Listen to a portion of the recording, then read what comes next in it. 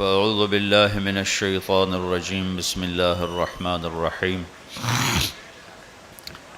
الحج أشهر معلومات فمن فرض فيهن الحج فلا رفث ولا فسوق ولا جدال وما تفعلوا من خير يعلمه الله وتزودوا فإن خير زاد التقوى وقال النبي صلى الله تعالى عليه وسلم الحج المبرور ليس له الجزاء إلا الجنة وقال النبي صلى الله عليه وسلم من حج ولم يرفث ولم يفسق خرج من ذنوبه كيوم ولدته أمه أو كما قال صلى الله تعالى عليه وسلم.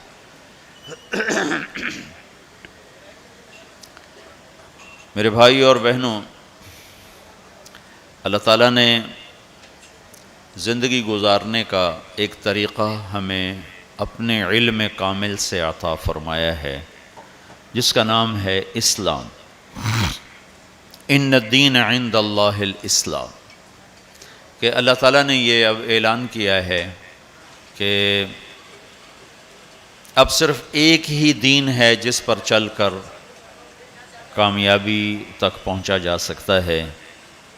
اس کے علاوہ باقی جتنے راستے ہیں یا جتنے مذاہب ہیں اس کے بارے میں اللہ تعالیٰ فرما رہے ہیں وَمَن يَبْتَغِ غَيْرَ الْإِسْلَامِ دِينًا فَلَن يُقْبَلَ مِنْهُ وَهُوَ فِي الْآخِرَةِ مِنَ الْخَاسِرِينَ. اسلام کو چھوڑ کر جو کسی اور راستے پر چلے گا قبول نہیں ہوگا اور وہ آخرت میں ناکام ہو جائے گا.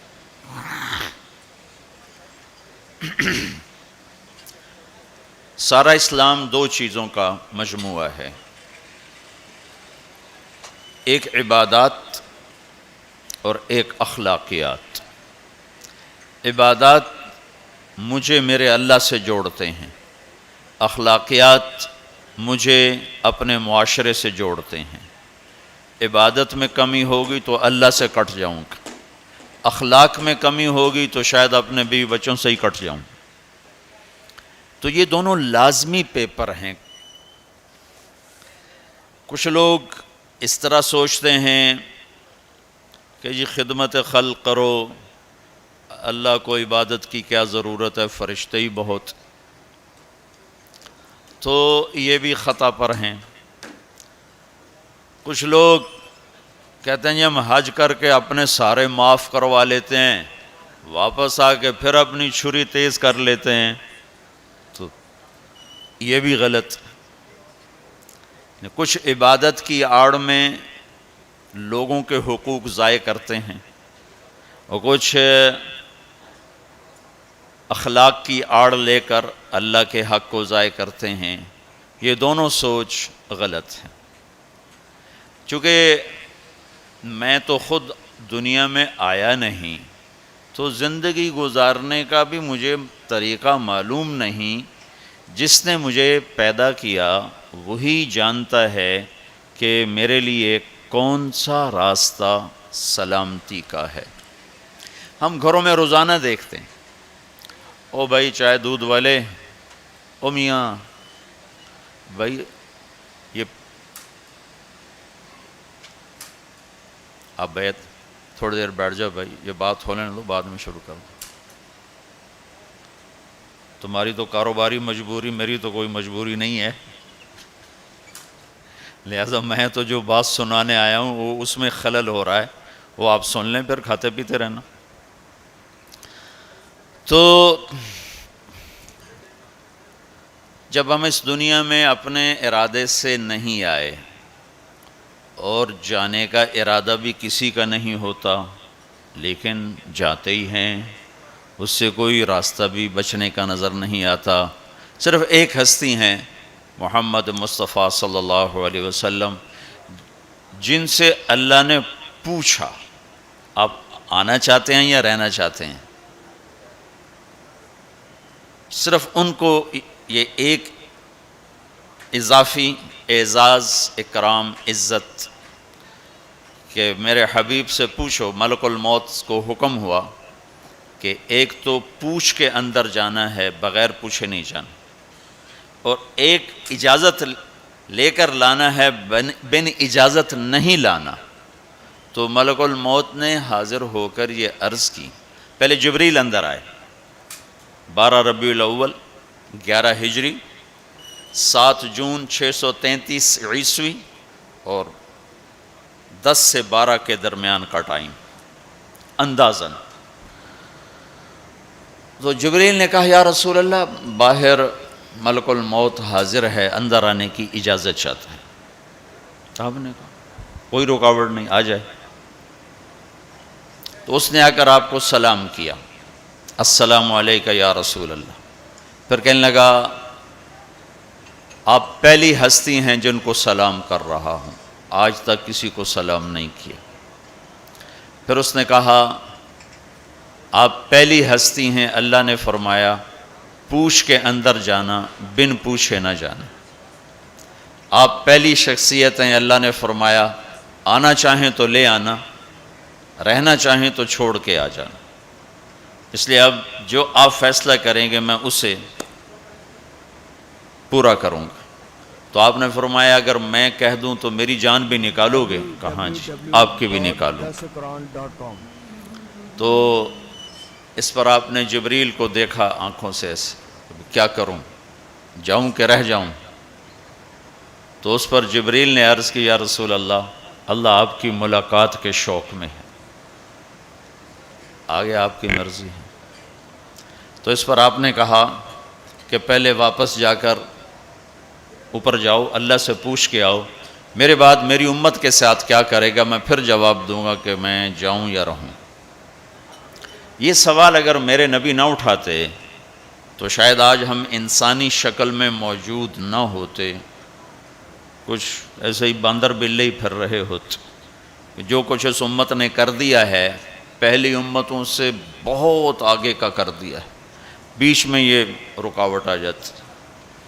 تو اللہ تعالیٰ کی طرف سے پیغام آیا کہ ہم آپ کی امت کو آپ کے بعد تنہا نہیں چھوڑیں گے۔ تو اس پر آپ نے کہا الآن قرۃ عینی، اب میری آنکھیں ٹھنڈی ہیں، اللہم الرفیق الاعلی، اب مجھے اپنے پاس بلا لے۔ تو یہ تو صرف ایک ہستی تھی، چھوڑا ان کو بھی نہیں، چھوڑا نہیں، پوچھا آپ ٹھہرنا چاہتے ہیں جب تک چاہیں رہیں، لیکن یہ موت والی گلی سے گزرنا آپ کے لیے بھی طے ہے، اس سے صرف آپ کا رب پاک ہے اور کوئی نہیں۔ اب ہم جانا بھی نہیں چاہتے لیکن جا رہے ہیں، زندگی آہستہ آہستہ سرک رہی ہے اور قبر کی طرف ہر پل ہمیں دھکیل رہا ہے، دھکیل رہا ہے، دھکیل رہا ہے۔ تو ہم دو مجبوریوں میں ہیں، آنے کی بھی جانے کی بھی۔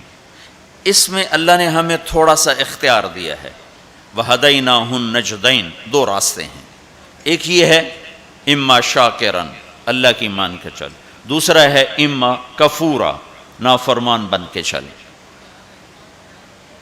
فَمَنْ شَاءَ فَلْيُؤْمِنْ وَمَنْ شَاءَ فَلْيَكْفُرْ، جی چاہو تو اللہ کی مان لو، جی چاہو تو شیطان کی مان لو، یہاں کچھ نہیں کہے گا۔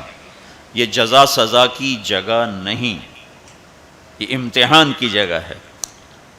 لہذا بازار میں جھوٹ بول کے بھی کمائی ہو رہی ہے، سچ بول کے بھی کمائی ہو رہی ہے، ڈاکہ ڈال کے بھی پیسہ بنا رہے ہیں، مزدوری کر کے بھی پیسہ بنا رہے ہیں، نمازیں چھوڑ کے بھی دن گزر رہا ہے، نمازیں پڑھ کے بھی دن گزر رہا ہے، سود کھا کے بھی دن گزر رہا ہے، اور چٹنی روٹی کھا کے بھی دن گزر رہا ہے۔ یہاں کچھ نہیں، یہ تو اللہ خالی دیکھ رہا ہے۔ پھر ایک دن آئے گا، وَلَا تَحْسَبَنَّ اللَّهَ غَافِلًا عَمَّا يَعْمَلُ الظَّالِمُونَ، میں غافل نہیں ظلم کرنے والوں سے۔ یہی نہیں کہ اللہ کو پتہ نہیں چلا اور حسین کا سر کٹ کے نیزے پہ چڑھ گیا، اللہ کو پتہ نہیں چلا، اور ابن زیاد کو فتح ہو گئی اور شمر کو فتح ہو گئی اور اہل بیت ذبح ہو گئے، اللہ تعالیٰ کسی اور کانفرنس میں مصروف تھے تو وہ پیچھے یہ قصہ ہو گیا، ایسا نہیں۔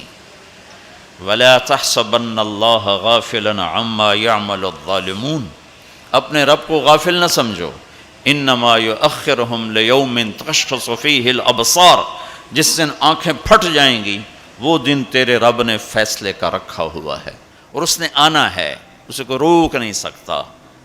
لا تأتیکم الا بغتہ، اچانک آئے گا اور ہم سب کھڑے ہوں گے۔ یوم نسیر الجبال، پہاڑ ہٹ جائیں گے، وتری الارض بارزہ، زمین چٹیل میدان ہوگی، کوئی اونچ نیچ نہیں ہوگی۔ لا تری فیہا عوجا ولا امتا، نہ کھڈا نہ پہاڑ، بالکل سیدھا سیدھا میدان، اور اللہ سب کو جمع کرے گا۔ وحشرناہم، کہ سب کو زندہ کروں گا۔ فلم نغادر منہم احدا، ایک کو بھی پیچھے نہیں چھوڑوں گا۔ کوئی بھاگ سکتا ہے؟ نہیں۔ لقد احصاہم، تیرے رب کا گھیرا ہوگا۔ کوئی آگے پیچھے ہو کر گنتی غلط کر دے تو نہیں۔ وعدہم عدا، پورا کیلکولیٹ کیا ہوگا۔ وہ تو اس نے چونٹیوں کو گن کے رکھا ہوا ہے، تمہاری کیا حیثیت؟ تو اب دو مجبوریوں میں اللہ تعالیٰ نے ہمیں اختیار دیا ہے، اچھائی اور برائی کا۔ دین پہ چلو چھوڑ دو، تو وہ دین جو میرے رب نے مجھے دیا ہے اس میں دو حصے ہیں، ایک عبادت اور ایک اخلاق۔ پھر عبادت کے نیچے بہت سی چیزیں ہیں، اور اخلاق کے نیچے عبادت سے بھی بے شمار چیزیں ہیں۔ عبادت کا جو چیپٹر ہے وہ مختصر ہے، اخلاق کا چیپٹر بہت لمبا چوڑا ہے، بہت پھیلا ہوا ہے۔ تو عبادت ہماری بنیاد ہے، جس میں لا الہ الا اللہ، اس لیے میرے نبی نے فرمایا بنی الاسلام علی خمس، اسلام کی بنیاد 5 چیزیں ہیں: شہادت لا الہ الا اللہ محمد رسول اللہ، لا الہ الا اللہ محمد رسول اللہ کی گواہی، و اقام الصلاۃ، نماز، و ایتاء الزکاۃ، زکوٰۃ، و صوم رمضان، رمضان کے روزے، و حج البیت من استطاع الیہ سبیلا، اور حج۔ یہ 5 میں سے ایک اندر کا ایمان ہے جو نظر آنے والی چیز نہیں ہے، اور 4 نظر آنے والے کام ہیں، نماز ہے، زکوٰۃ ہے، روزہ ہے، اور حج ہے۔ یہ 4 کسی نہ کسی طرح اس کی نشانی، افطاری ہو رہی، سحری ہو رہی، پتہ چلا کہ روزہ رکھا جا رہا ہے، نماز پڑھ رہے ہیں، پتہ چلا ہے نماز پڑھی جا رہی، زکوٰۃ دے رہے ہیں تو دینے والے کو پتہ چل رہا ہے، لینے والے کو پتہ چل رہا ہے کہ کچھ لیا دیا جا رہا ہے، اور حج تو کھلا عمل ہے، لاکھوں انسانوں کے ساتھ مل کے کیا جاتا ہے۔ یہ 5 چیزیں اللہ نے ہماری بنیاد بنائی ہیں، جس میں لا الہ الا اللہ بنیاد کی بھی بنیاد ہے۔ لا الہ الا اللہ اندر کی چیز ہے، محمد الرسول اللہ باہر کی چیز ہے۔ لا الہ الا اللہ ہم دکھا نہیں سکتے، محمد الرسول اللہ ہم چھپا نہیں سکتے۔ لا الہ الا اللہ بتانا پڑتا ہے، محمد الرسول اللہ چھپانا بھی چاہیں تو نہیں چھپا سکتے۔ لا الہ الا اللہ کے لیے کوئی دلیل دینی پڑے گی، میں صرف ایک اللہ کو مانتا ہوں، کیا دلیل ہے؟ نماز پڑھتا ہوں، روزہ رکھتا ہوں، مخلوق سے آگے ہاتھ نہیں پھیلاتا ہوں، پتھر کو سجدہ نہیں کرتا ہوں، بہت سارے دلائل دینے پڑیں۔ لیکن محمد رسول اللہ تو ایسے سامنے آتا ہے جیسے سورج سامنے آتا ہے تو کوئی دلیل باقی نہیں رہ جاتی کہ جی کیا دلیل ہے کہ سورج ہے، کہ پاگل دیکھ کھڑا ہوا ہے، یہ نظر آ رہا ہے، اس یہی سورج کا آنا اس کی دلیل ہے۔ تو پہلی چیز ہے لا الہ الا اللہ محمد رسول اللہ، لا کے ذریعے سے ساری کائنات کی نفی، کہ سب سے کٹ کے ایک اللہ سے جڑ جا، مشرق لا، مغرب لا، شمال لا، جنوب لا، آسمانوں پہ لا، زمینوں پہ لا، پتھروں پہ لا، پہاڑوں پہ لا، نوری پہ لا، ناری پہ لا، آفتابی پہ لا، خاکی پہ لا، لا کو ایسے پھرایا ہے میرے اللہ نے کہ اپنے سوا ہر شے کو کاٹ کے رکھ دیا ہے، کہ یہ کچھ نہیں، سب اللہ ہے۔ 0 0 0 لکھتے جاؤ، ساری کاپی بھر دو تو آپ نے کچھ بھی نہیں لکھا، اور 1 لگا دو پہلے 0 کے ساتھ تو ہر 0 دوسرے سے طاقتور بنتا جا رہا ہے، بنتا جا رہا ہے، بنتا جا رہا ہے، بنتا جا رہا ہے۔ پیچھے الف کا کمال ہے، پیچھے 1 کا کمال ہے، 1 کو ہٹاؤ تو سب 0 ہے۔ اللہ اب ایک ہستی ہے تو جبریل طاقت ہے، 0 نہیں ہے۔ اللہ ہٹ جائے تو جبریل 0 ہے، میکائیل، اسرائیل، اسرافیل طاقت ہیں اگر اللہ ہے، اللہ پیچھے ہٹ جائے تو یہ تینوں 0 ہیں۔ جنت خوبصورت نعمتوں کا ٹھکانہ ہے، اس کے پیچھے 1 ہے، اللہ پیچھے ہٹ جائے تو جنت بھی زیرو ہے، اللہ پیچھے ہٹ جائے تو جہنم بھی زیرو ہے، اللہ پیچھے ہٹ جائے تو زمین آسمان کچھ نہیں ہے۔ لا کے ذریعے سے ہر چیز کو توڑ کر دل کا قبلہ اللہ بنا اور چہرے کا قبلہ بیت اللہ بنا، تو تب تیری نماز مکمل ہوگی، تب تیرا ایمان مکمل ہوگا۔ اس وقت دل کا قبلہ اللہ نہیں ہے، وہ پیسہ ہے، پیسہ ہے۔ دل کا قبلہ اللہ نہیں ہے، صرف کمائی ہے، صرف پیسہ ہے۔ تو اللہ تعالیٰ لا کے ذریعے سے کہتا ہے مجھے قبلہ بنا، دل مجھے دے۔ ابن آدم، اے آدم کی اولاد، انی لک محب فبحقی علیک کلی محبہ، میرے بندے میں تم سے پیار کرتا ہوں، تجھے میرے حق کی قسم تو بھی مجھ سے پیار کرنا سیکھ۔ اس دل کو اللہ کے لیے خالص کر، سب سے کٹ کر، اس لیے لا الہ لا الہ لا الہ تلوار چلتی ہے، لا الہ لا الہ لا الہ، پھر اللہ کے ساتھ تمام ہوتا ہے، الا اللہ الا اللہ الا اللہ، صرف اللہ، نیچے بھی اللہ اوپر بھی اللہ، وَهُوَ الَّذِي فِي السَّمَاءِ إِلَٰهٌ وَفِي الْأَرْضِ إِلَٰهٌ، ادھر دیکھو تو اللہ اور اوپر دیکھو تو اللہ، رب المشرق والمغرب لا الہ الا ہوا فاتخذہ وکیلا، مشرق میں دیکھو تو اللہ اور مغرب میں دیکھو تو اللہ، للہ المشرق والمغرب فأینما تولوا فثم وجہ اللہ، جدھر منہ پھیرو گے سامنے اللہ کے جلوے ہیں، جدھر منہ پھیرو گے سامنے اللہ کی قدرت ہے، جدھر دیکھو گے اللہ کے نظام اور شاہکار ہیں۔ جو لا کہا وہ لا ہوا، وہ لا بھی اس میں لا ہوا، جز لا ہوا کل لا ہوا، پھر کیا ہوا؟ اللہ ہوا۔ یہ حج سے پہلے سیکھنے کی چیز ہے۔ حج کر کے زندگی کیوں نہیں بدل رہی؟ وہ بغیر سیکھے جا کے بیٹھ جاتے۔ پہلی جماعت کے بچے کو ایم اے کا پرچہ پکڑا دو، لو جی حل کرو۔ حج پر جانے سے پہلے بہت سی تیاری ہے، جیسے اب یہ آپ کو ظاہری تیاری کے لیے جمع کر رہے ہیں، یہ لے جانا ہے، وہ لے جانا ہے، یہ لے جانا ہے، وہ لے جانا ہے، یہ نہیں لے جانا، وہ نہیں لے جانا۔ اسی طرح اللہ کے دربار میں جانے کے کچھ اور آداب ہیں۔ دربار شاہی میں جانا ہو تو اس کے آداب ہیں، وہ لا الہ الا اللہ سے شروع ہو رہے ہیں۔ لا الہ الا اللہ، یہ اللہ کو دل میں اتارنے والا، محمد الرسول اللہ، یہ اس وجود میں ڈھلنے کی محنت۔ میں کہا کرتا ہوں لا الہ الا اللہ پاسپورٹ ہے اور محمد الرسول اللہ ویزا ہے۔ لا الہ الا اللہ کے بغیر سفر نہیں ہو سکتا، محمد الرسول اللہ کے بغیر انٹری نہیں ہو سکتا۔ ابھی میں 10-12 ملکوں کا سفر کر کے آ رہا ہوں، ہر جگہ پاسپورٹ، یہ جی ویزا، یہ جی جاؤ جی، پاسپورٹ دکھاؤ حاضر، ویزا بھی دکھاؤ، یہ جی اچھا جی جاؤ جاؤ۔ تو لا الہ الا اللہ، اللہ نے آپ کو پاسپورٹ بنانے کی تکلیف نہیں دی، بنا کے دے دیا۔ ان سے پوچھو جو نئے مسلمان ہوتے ہیں۔ ایک دفعہ ہماری جماعت سوات میں تھی، تو ایک نوجوان اسٹریٹ لائٹ کے نیچے پڑ رہا تھا، تو ہمارے ایک ساتھی نے، پتہ تو لگتا نہیں شیو کیا ہوا ہے، مسلمان ہے، ہندو ہے، کون ہے، کیا پتہ چلتا، تو اس نے اس کو دعوت دینی شروع کر دی۔ وہ سنتا رہا، پھر کہنے لگا، وہ ذرا ادھیڑ عمر تھے، کہا بابا جی آپ خوش قسمت ہیں، آپ مسلمان ہیں، مجھے پتہ ہے ہندو مذہب کوئی مذہب نہیں، پتھر کی پوجا ہے، لیکن اگر میں کلمہ پڑھتا ہوں تو مجھے 70 رشتے توڑنے پڑتے ہیں، اور آگے کوئی ایک مسلمان نہیں جو مجھے قبول کرے۔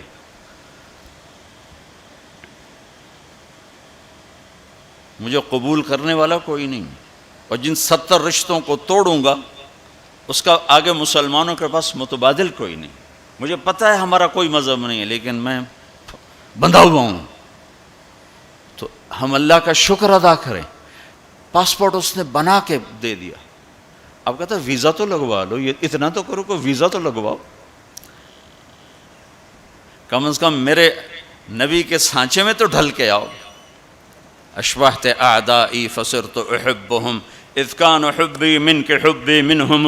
ابو نواس ایک شاعر ہے، وہ اپنے محبوب سے کہہ رہا ہے کہ تو دشمن کے روپ میں آئی تو مجھے دشمنوں سے بھی پیار ہو گیا، تو نے میرے دشمن کا روپ دھارا تو مجھے دشمنوں سے بھی عشق ہو گیا کہ تیری جھلک جہاں بھی ہوگی مجھے وہ پیاری لگے گی. تو یہ پہلا سبق ہے، لا الہ الا اللہ محمد الرسول اللہ. لا الہ الا اللہ اتنا اندر میں اترے کہ وہ بیج کی طرح اور گٹھلی کی طرح اپنی کومپل کو باہر نکالے، پھر وہ محمد الرسول اللہ درخت بن کر پورے وجود پر چھائے اور پوری زندگی پر چھائے. تو یہ پہلی محنت. پھر اس کے بعد نماز ہے جو 5 وقت اللہ تعالیٰ نے فرض فرمائی. 50 دینی 5 تھیں، شروع 50 سے کیا. جب 5 ہی دینی ہے تو 5 سے ہی شروع فرماتے. میرے حبیب 5 نمازیں 50 پتہ ہے نہ پڑھی جا سکتی ہیں نہ دینی ہیں، صرف اس کی عظمت اور اہمیت بٹھانے کے لیے کہ وما خلقت الجن والانس الا لیعبدون. اس آیت کو ذہن میں بٹھانے کے لیے کہ نماز تو دوں گا 5، لیکن مطالبہ ہوگا 24 گھنٹے میں وہ زندگی گزارو جو نماز والی ہے. جیسے نماز میں تم ادھر ادھر نہیں دیکھتے ہو، تو تم جب باہر جاؤ تو تمہاری آنکھ حرام نہ دیکھے، اور نماز میں تم ہاتھ ایسے باندھ کے کھڑے ہو تو نماز کے باہر تمہارے ہاتھ ظلم کے فیصلے نہ لکھیں، ظلم کے فیصلے نہ لکھیں.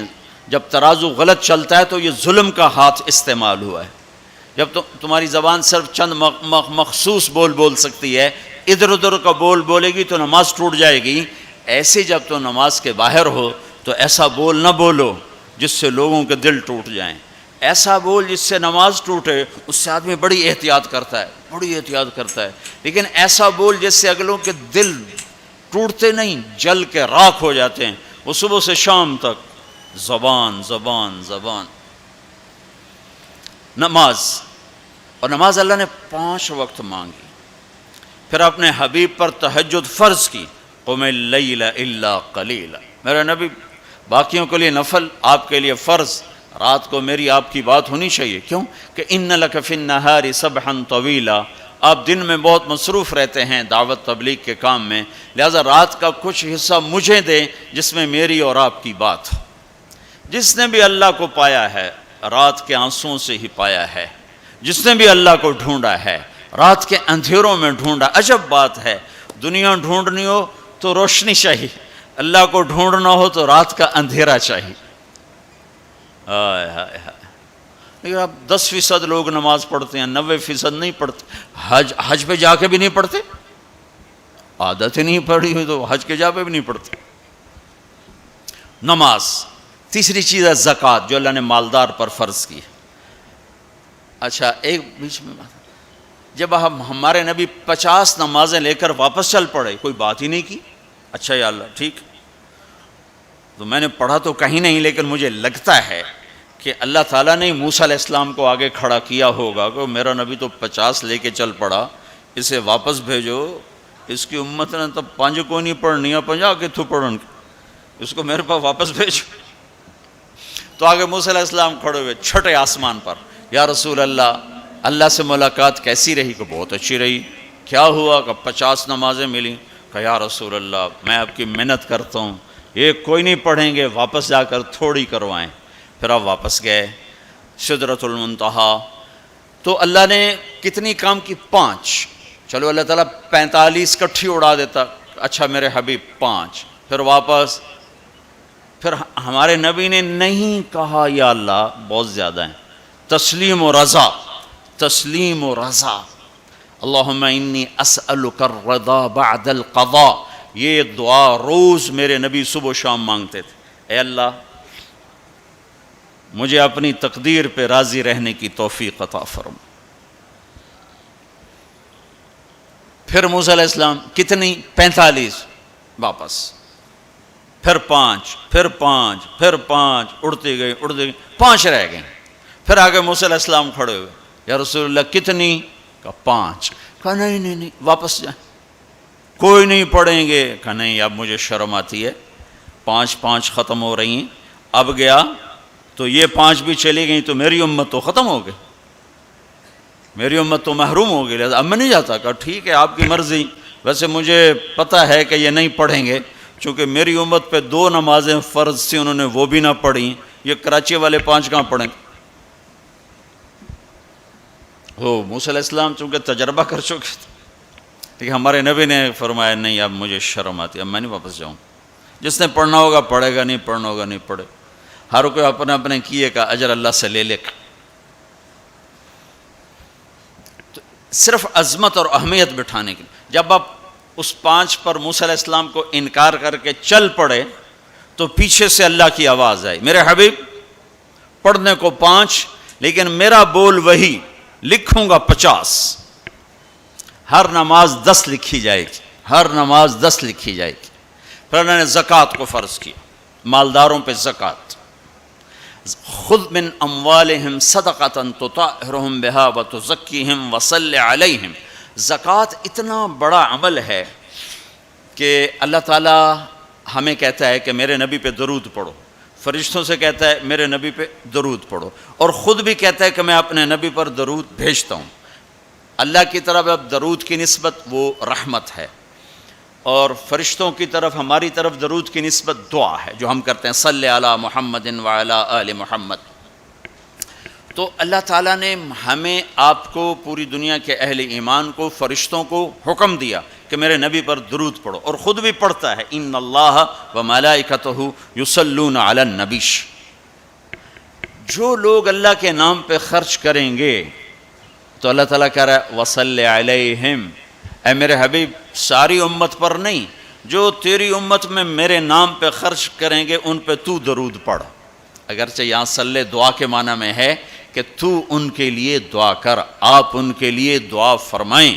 تو مال خرچ کرنے والوں کے لیے اللہ اپنے حبیب سے فرما رہے ہیں کہ ان کے لیے آپ دعا کریں.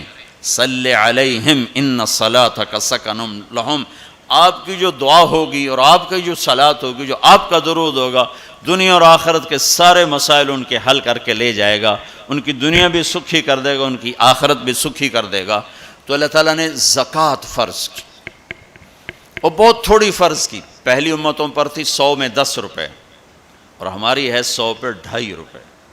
اور اتنا فضل فرمایا کہ پورا سال پیسہ پڑا رہے، پھر کہا اس میں سے 2.5 روپے دے دو، 2,500 دے دو، اگر استعمال ہو جائے تو کوئی زکوٰۃ. سال سے 1 دن پہلے اگر وہ مال خرچ ہو گیا ہے تو زکوٰۃ ختم ہو گئی. اور 82 دفعہ قرآن میں مال خرچ کرنے کا حکم آیا، 82 دفعہ. اور اللہ تعالیٰ نے ترغیب دی ہے کہ مالدار فقیروں پہ خرچ کریں. پھر اللہ تعالیٰ نے فقیروں کو ترغیب دیا کہ تم بھی جتنی وسعت ہو خرچ کیا کرو. میرے نبی نے ترغیب دی، سبق درہم 100,000 درہم. 1 روپیہ اللہ کے نام پہ خرچ کرنا 1 لاکھ روپیہ خرچ کرنے سے بڑھ گیا. تو صحابہ نے عرض کی وہ کیسے بڑھ گیا؟ تو آپ نے کہا ایک آدمی کے پاس 2 روپے، ایک آدمی کے پاس کروڑوں روپے. جس کے پاس 2 روپے تھے اس نے 1 روپیہ اللہ کے نام پہ دے دیا، اور جس کے پاس کروڑوں تھے اس نے 1 لاکھ دیا. جس نے 2 میں سے 1 دیا اس نے اپنے مال کا آدھا حصہ دیا. جس نے 1 لاکھ دیا اس نے اپنے مال کا کوئی 1000واں حصہ دیا. جب تولا جائے گا تو 1 روپے کا وزن 1 لاکھ سے بڑھ جائے گا. اور اس کا ایک واقعہ بھی، حضرت عمر ہمیشہ حضرت ابو بکر سے نہ کوشش کرتے تھے آگے نکل جاؤں، آگے نکل جاؤں، آگے نکل جاؤں. ساری زندگی موقع نہ بن سکا. تبوک کا موقع آیا تو اللہ کے نبی نے کہا مال خرچ کرو. عثمان رضی اللہ تعالیٰ عنہ 10,000 لشکر کا سارا سامان تیار کیا. ان کی سواریاں، ان کا راشن کے لیے تھیلوں کو بند کرنے کے لیے دھاگے تک اپنے گھر سے دیے، اور 300 دینار اوپر دیے. تو اللہ کے نبی کی جھولی میں وہ 300 دینار پڑے تھے یوں، اور آپ ان دیناروں کو اٹھا کے یوں فرما رہے تھے ما علی عثمان اللہ یعمل بعدا. عثمان آج کے بعد کچھ بھی نہ کرے تو جنت واجب ہوگی. تو عمر کہنے لگے آج میں ابو بکر کو کاٹ سکتا ہوں، آج میں اس سے آگے نکل سکتا ہوں کہ وہ آج کل غریب ہے، میں مالدار ہوں، تو وہ تھوڑا لائے گا میں زیادہ لاؤں گا تو میں بڑھ جاؤں گا. لہٰذا انہوں نے اپنے مال کا آدھا حصہ، آدھا گھر میں رکھا اور آدھا لے کر آئے. ابو بکر نے جھاڑو پھیر دیا، جو کچھ تھا وہ سارا سمیٹ کے لے آئے. جب دونوں پراپرٹی سامنے رکھی گئیں تو حضرت عمر کی بہت زیادہ نظر آ رہی، ابو بکر کی بہت تھوڑی نظر آ رہی، لہذا حضرت عمر بڑے اطمینان میں کھڑے کہ آج جیت خطاب کے بیٹے کی ہے۔ میں قربان جاؤں، اللہ رسول تو جانتے ہیں کہ کون کیا کر کے آیا ہے، تو میرے نبی نے سوال ہی بدل دیا جو اس موقع کا سوال ہی نہیں۔ کوئی آدمی مسجد میں چندہ دینے جائے، مدرسے میں چندہ دینے جائے، کہا جی مول صاحب یہ 1,00,000 روپیہ ہے مدرسے کے لیے، مسجد کے لیے۔ آگے مولوی صاحب کہیں پیچھے کتنے پڑے ہوئے ہیں، تو وہ کہے گا اے بھی واپس کرو، میں تو تھوڑی نیت ہے جو کوئی چکر لگتا ہے کہ تسی ٹھیکیدار ہو، مگر علی شاید بھی پیچھے کتنے پین۔ یہ موقع کا سوال ہے ہی نہیں۔ مولوی صاحب کو چاہیے جی جزاک اللہ، یہ لیجیے رسید، بسم اللہ، پھر بھی موقع آئے تو دیتے رہیں۔ تو میرے نبی نے پوچھنا یہ تھا ابو بکر کتنا لائے ہو، عمر کتنا لائے ہو، اور یہی اس موقع کا سوال ہے۔ لیکن اللہ رسول جانتے ہیں کہ کس کے مال میں وزن زیادہ ہے، تو میرے نبی نے سوال بدل دیا، فرمایا عمر ما خلفت، واہ واہ، عمر پیچھے کیا چھوڑ کے آئے ہو؟ تو حضرت عمر تو وہیں دھڑم ہو گئے گا، با میں گیا، سوال سے ہی وہ پتہ چلے گا، با میری کلی اڑ گئی، گئی وکٹ۔ عمر ما خلفت یا ما ترکت لأہلک، یہ دونوں الفاظ ہیں۔ پیچھے گھر والوں کے لیے کیا چھوڑا؟ تو پہلے حضرت عمر بڑے جوش میں کھڑے تھے، پھر ایک دم ڈھیلے ہو گئے، کہنے با جی آدھا چھوڑا ہے آدھا لایا ہوں۔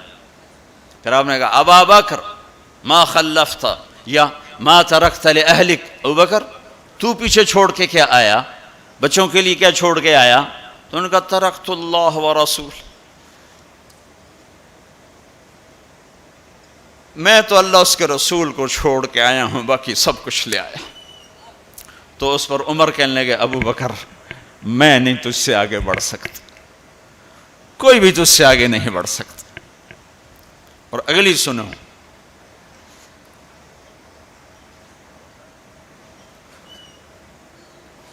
اپنے کپڑے بھی دے دیے اور ایک ٹاٹ تھا وہ پہن کر اس کو کانٹوں سے سی لیا۔ تو جبریل آئے، کہنے لگے یا رسول اللہ، اللہ تعالیٰ پوچھ رہے ہیں کہ ابو بکر نے یہ ٹاٹ کیوں پہنا ہوا ہے؟ تو آپ نے کہا کہ ابو بکر نے سارا کچھ اللہ اس کے رسول پہ لگا دیا ہے، اس لیے یہ پہنا ہوا ہے۔ تو کہا یا رسول اللہ، اللہ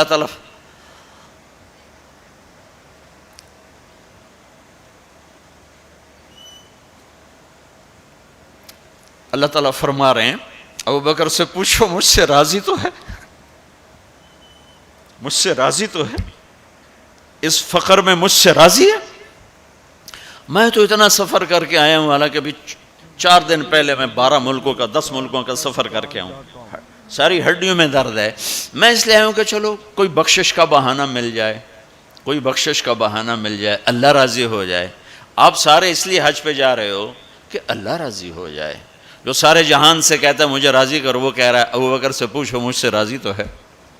تو آپ نے کہا ابو بکر تیرا رب تجھے سلام بھی کہہ رہا ہے اور پوچھ رہا ہے کہ راضی ہو؟ تو ابو بکر کی چیخیں نکلی، میں اپنے رب سے راضی، میں اپنے رب سے راضی ہوں، میں اپنے رب سے راضی۔ میرے بھائیو بہنوں، زندگی ایسے گزار کے مرو کہ اللہ کو ملے تو اللہ خوش ہو کے مل رہا، ایسے نہ مرو کہ اللہ کی بارگاہ میں پیش کیے جا رہے ہوں مجرم بن کر، قیدی بن کر۔ تو اللہ اس کے رسول نے مال لگانے پر زور دیا۔ اللہ چاہتا تو سب کو مال دے دیتا، کسی کو فقیر کسی کو مالدار، مالدار کا شکر کا امتحان لیا، فقیر کے صبر کا امتحان لیا کہ اللہ فقیر کا صبر دیکھے گا، مالدار کا شکر دیکھے گا۔ اور جب مالدار لوگ زکوٰۃ نہیں دیتے تو پھر عزتیں نیلام ہوتی ہیں۔ جب سب کچھ اپنے اوپر لگانے کا ذوق بن جاتا ہے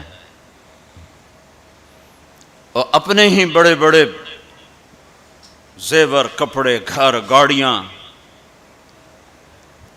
یہ بھی لاہور کا واقعہ ہے،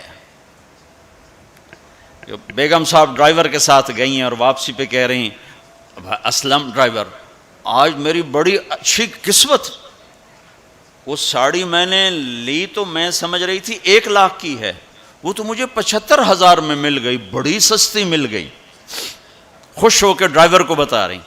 تیسرے دن ڈرائیور کے بیٹے کا بازو ٹوٹ گیا، وہ آ کر کہتا ہے صاحب جی میری تنخواہ میں تو اس کا علاج ہو نہیں سکتا، تو مہربانی کر کے کچھ میری مدد کر دیں، اس کا علاج ہو جائے۔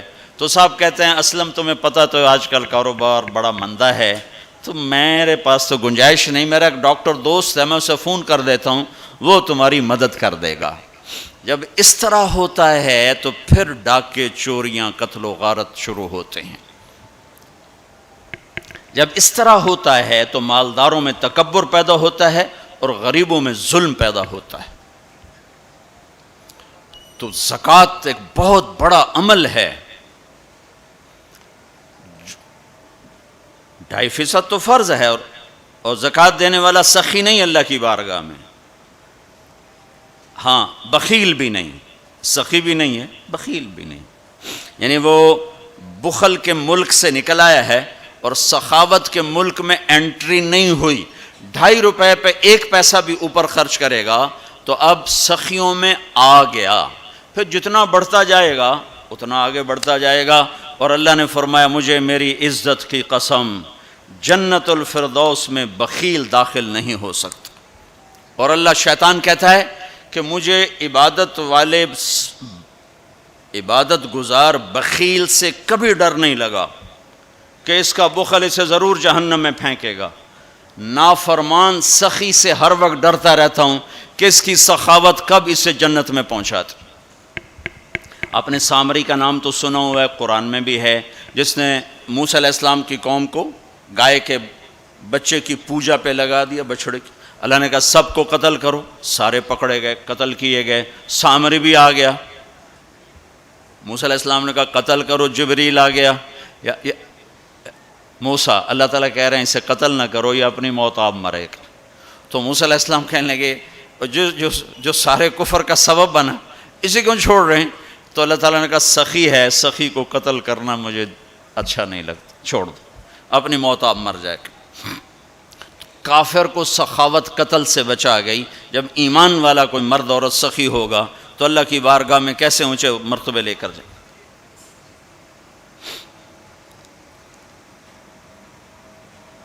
تو اپنے اوپر خرچ کرو وسعت کے مطابق، اللہ نے روکا نہیں ہے، منع نہیں کیا ہے، منع نہیں کیا ہے، لیکن غریب کو بھی یاد کرو۔ زکوٰۃ کو فرض قرار دیا، اور آپ نے فرمایا جس نے مزدور سے کام لیا اور اس کو مزدوری نہ دی، یہ تمہارے کراچی میں ہر وقت ہو رہا ہے، ہر جگہ ہو رہا ہے، جتنا بڑا کوئی طاقتور ہے اتنا وہ اپنے نوکروں پر ظالم بھی ہے، جابر بھی ہے، اور ان کے حقوق بھی مارتا ہے، چونکہ فریاد ہی نہیں کر